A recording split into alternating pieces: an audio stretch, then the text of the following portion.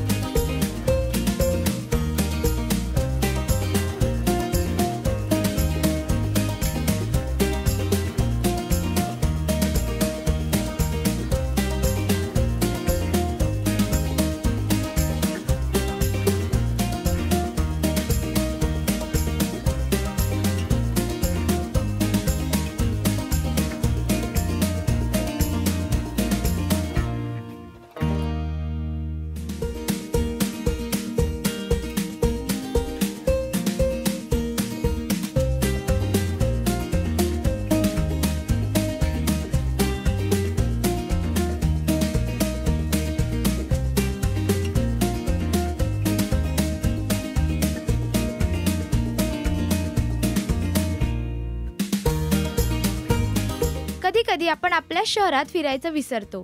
काल सुट्टी मिळाली ठरवून मी आणि प्रियंका अगदी ऋग्वेदच्या वयाची होऊन आमच्या ठाण्यात फिरलो। मी आता 10वी पर्यंत ठाण्यात होतो।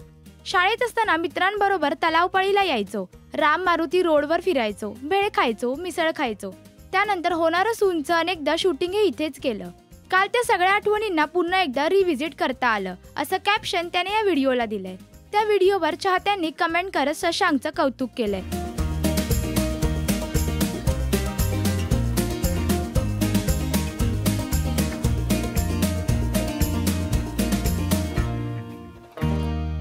तर तुम्हाला शशांकचा अभिनय कसा वाटतो हे आम्हाला कमेंट करून नक्की सांगा। मराठी टेलिव्हिजन विश्वातील बातम्या, अपडेट्स आणि गॉसिपसाठी तुम्ही सबस्क्राइब करा राजश्री मराठी शोबज।